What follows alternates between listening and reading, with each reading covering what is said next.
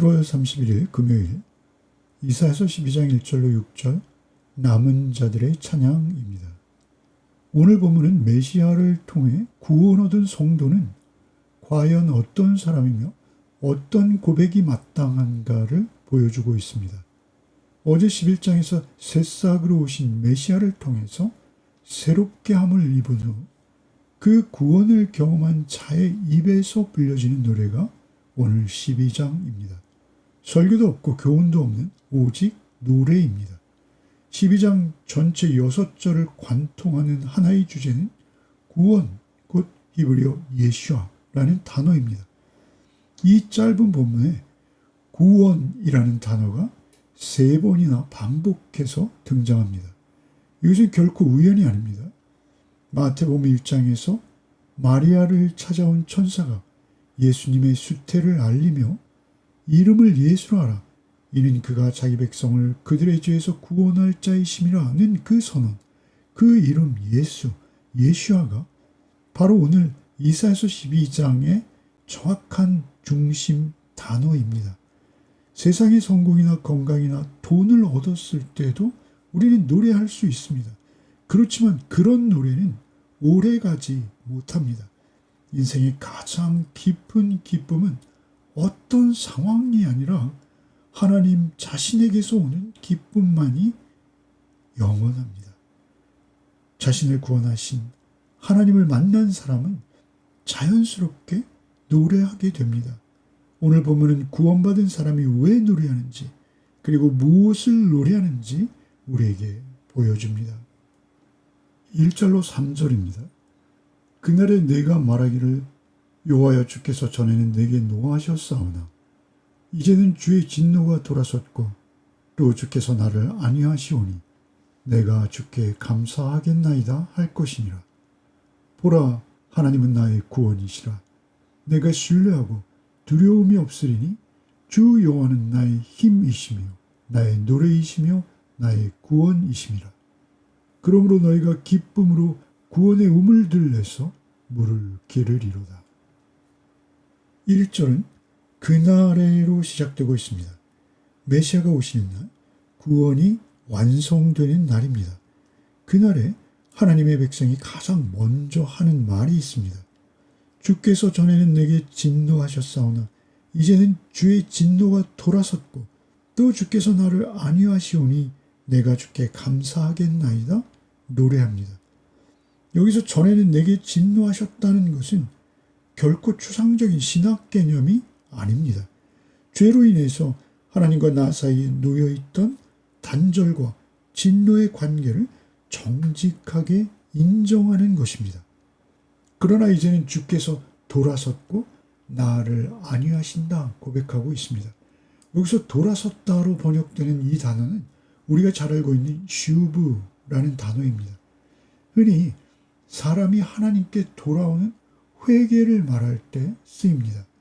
그런데 여기서 놀랍게도 주어가 사람이 아니라 하나님이십니다.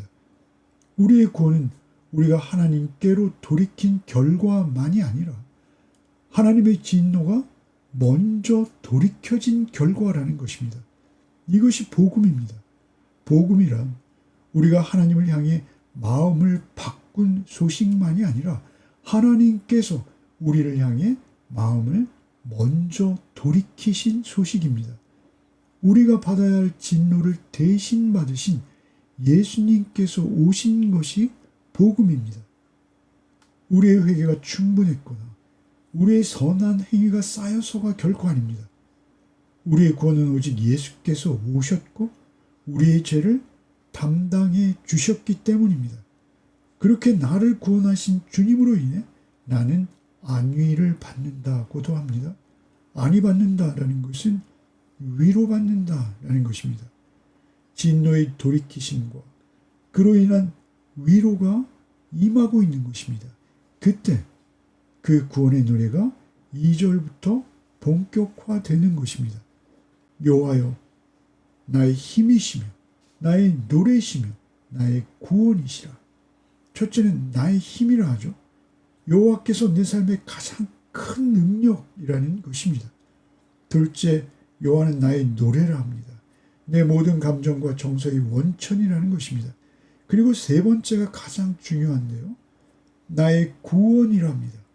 나의 구원이라는 것은 하나님께서 구원을 주신다는 것이 아닙니다. 하나님은 나의 구원, 곧 하나님 자신이 구원이다. 이렇게 고백하는 것이죠. 구원의 본질은 천국도 죄사함만도 아닙니다. 하나님을 다시 얻은 것입니다.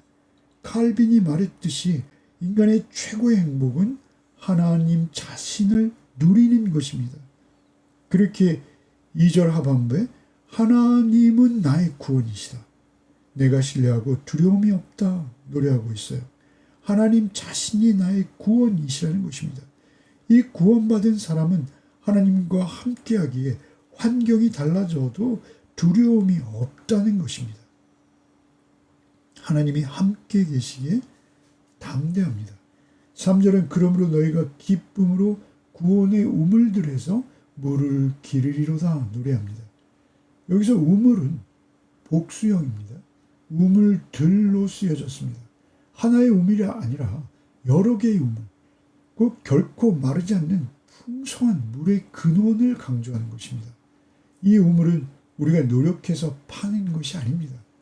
우리는 다만 이미 거기 있는 그 은혜의 우물에 다가가 값없이 그 샘에서 생수를 길어 마시는 것뿐입니다. 예수께서는 요한복음 7장에 누구든지 목마르거든 내게로 와서 마시라 하십니다. 또 4장에서는 내가 주는 물을 마시는 자는 영원히 목마르지 아니하리니 내가 주는 물은 그 속에서 영생하도록 솟아나는 샘물이 되리라 말씀하셨습니다. 신앙은 만들어내는 것이 아니라 발견하고 누리는 것입니다. 그렇게 기쁨으로 기르라 라고 하십니다. 의무감이나 죄책감이 아니라 거저 값없이 주신 은혜에 대한 순전한 기쁨의 반응인 것입니다. 매일 길어도 남고 남는 그 풍성한 우물에서 기도할 때마다, 말씀 읽을 때마다, 묵상할 때마다, 예배할 때마다 우리는 계속 그 은혜를 길어 올리는 것입니다. 성도의 삶은 새로운 우물을 파는 삶이 아니라 이미 열려있는 구원의 우물에서 날마다 생명수를 길어내는 삶입니다. 4절로 6절입니다. 그날에 너희가 또 말하기를 여호와께 감사하라. 그의 이름을 부르며 그의 행하심을 만국 중에 선포하며 그의 이름이 높다 하라. 여호와를 찬송할 것은 극히 아름다운 일을 하셨음이니 이를 온 땅에 알게 할지어다. 시온의 주민아 소리 높여 부르라. 이스라엘의 거룩하신 이가 너희 중에서 크심이니라 할 것이니라. 1절로 3절은 내가 였으나 이제 4절부터는 너희입니다. 구원의 기쁨은 개인 안에서 경험되지만 이제 그 구원은 개인 안에만 머물 수 없다고 하십니다. 개인 구원의 노래가 이제는 반드시 공동체의 합창이 되어야 한다 하시는 것이죠. 인격적으로 하나님을 만난 신앙은 반드시 삶으로 그리고 다른 사람을 향한 증거로 흘러 넘치게 되어 있는 것입니다. 여기서 한 가지 놀라운 것은 그 선포하는 범위입니다. 4절에 그의 행하심을 만국 중에서 선포하라 하시죠. 5절에 이를 온 땅에 알게 할지어다 하십니다. 만국, 온 땅. 이것은 이스라엘 한 민족의 구원 경험이 이제 열방을 향해서 만국과 온 땅으로 선교적으로 선언되고 확장될 것을 말씀하시는 것입니다. 개인이 받은 은혜 역시 그 개인의 주변으로 전해짐으로 결코 복음은 골방에 머물 수 없다 하신 것이죠. 6절에 이스라엘의 거룩하신 이가 너희 중에서 크심이라고도 하시죠. 여기서 너희 중에라는 것은 직역하면 너희 한가운데 임재의 선언입니다. 거룩하신 하나님께서 저 멀리 초월해 계신 분으로 머물지 않으시고 하나님의 백성 한가운데 거하신다는 것이죠. 바로 임마누엘입니다. 하나님이 우리와 함께 계신다는 선언입니다. 이 선언은 요한복음 1장 14절 말씀이 육시되어 우리 가운데 거하심에로 완전한 실체를 이루셨습니다. 말씀에 예고된 대로 오셨고 이사야서 53장의 종의 노래와 같이 십자가를 통해서 말씀을 그대로 이루시면서 구원을 완성하셨습니다. 오늘 본문은 짧은 6절에 불과하지만 그 안에는 복음 전체가 압축되어 있습니다. 진노가 돌이켜지고 위로가 임하며 우리는 구원의 우물에서 기쁨으로 물을 기르며 마침내 그 기쁨은 개인의 가슴 속에 갇혀 있을 수 없어 온 세상을 향해서 노래가 되어 울려 퍼집니다. 이것이 성경이 처음부터 끝까지 그려내는 우리의 구원의 궤적입니다. 하나님께서 먼저 돌이키시고 우리는 신뢰함으로 응답하며 그 응답은 반드시 선포, 선교로 열매 맺게 됩니다. 오늘 이 노래가 우리의 노래가 되기를 바랍니다.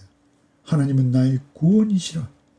이 한 노래의 가사가 우리의 인격 깊은 곳에 흔들리지 않는 확신으로 자리 잡힐 때 우리의 삶은 억지로 애쓰지 않아도 저절로 노래가 될 것입니다. 이 노래가 우리가 서 있는 자리에서 우리가 만나는 사람들 앞에서 오늘도 들려지기를 소원합니다. 잠시 기도하겠습니다. 사랑의 주님, 전에는 우리를 향하여 진노하셨으나 이제는 그 진노를 돌이키시고 독생자를 통해 우리를 구원하시고 안위해 주심에 감사를 드립니다. 우리로 하여금 구원의 우물에서 날마다 기쁨으로 물을 길어내며 살아가게 하여 주시옵소서. 예배 때마다, 기도 드릴 때마다, 말씀 읽고 묵상할 때마다 그 깊은 우물에서 마르지 않는 생수를 풍성히 길어내는 삶이 되게 하여 주시옵소서. 결과 그 풍성한 은혜 한가운데 거할 때 우리 가운데 임해 계신 주님에 대해서 침묵하지 않고 이웃에게 전하며 노래하는 자로 살게 하여 주시옵소서. 성령님, 오늘도 오직 주님과 온전히 동행하는 하루가 되기를 소원하오니 우리 안에 충만히 임하여 주시옵소서. 예수 그리스도 이름 받들어 기도드리옵나이다.